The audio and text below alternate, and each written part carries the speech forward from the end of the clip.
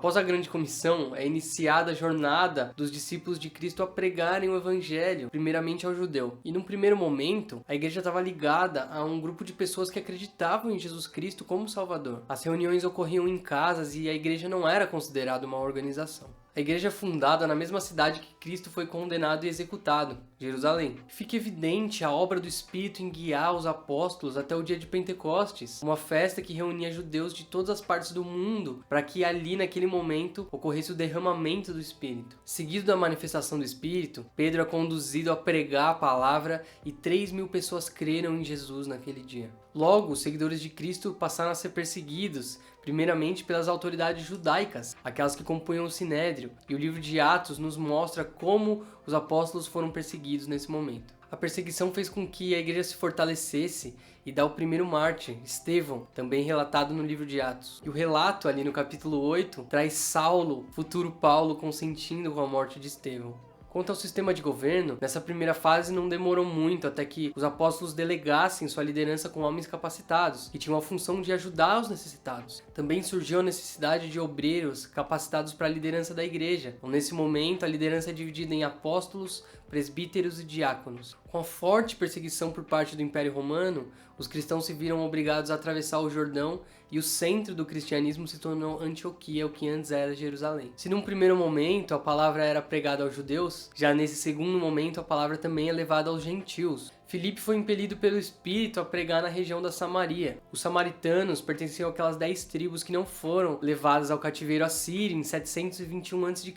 E os judeus e os samaritanos se tornaram inimigos desde então. Mas o trabalho de Filipe foi tão frutífero e cresceu tão rápido na Samaria que os apóstolos Pedro e João foram chamados para ajudá-lo. A gente pode ver essa situação como a primeira brecha na barreira racial que dificultava a pregação do evangelho. No capítulo 10 de Atos, Pedro tem uma visão que aponta realmente para a pregação da palavra àqueles que não eram judeus, os gentios.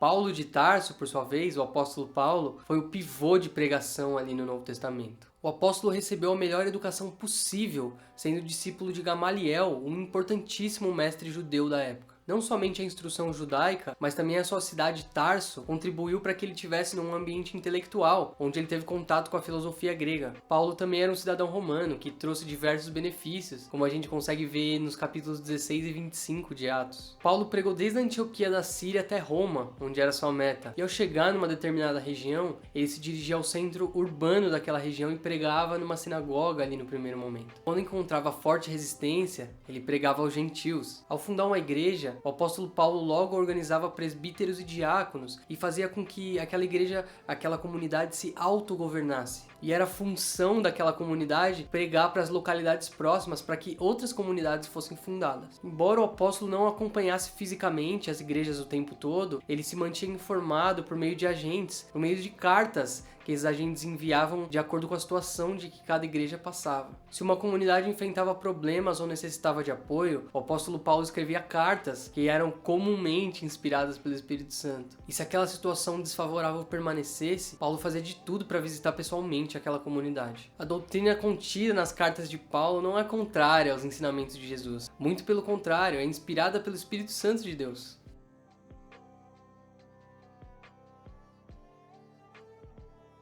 Até então, a igreja tinha desenvolvido 2 grupos. Um de judeus de origem farisaica, que cumpria as estipulações da lei mosaica e pregava para que todas as pessoas que criam no evangelho tivessem que cumprir essas estipulações. O segundo grupo acreditava que a salvação viria pela fé em Cristo, que essa salvação não dependia de boas obras. Foi então convocado o primeiro concílio da igreja, o Concílio de Jerusalém, que aconteceu por volta do ano 50 depois de Cristo. Mais pra frente falaremos de uma forma mais profunda a respeito dos concílios ecumênicos. O resultado do concílio foi a não obrigatoriedade dos gentios de cumprirem a lei judaica. Embora aquela tradição fosse valiosa para a cultura dos judeus, não se igualava à escritura e nem à doutrina dos apóstolos. Todavia, algumas estipulações foram estabelecidas para os gentios, como a abstenção de sangue e coisas sufocadas. Portanto, nesse concílio ficou evidente a doutrina de que a salvação vem somente pela fé e não por qualquer outra coisa.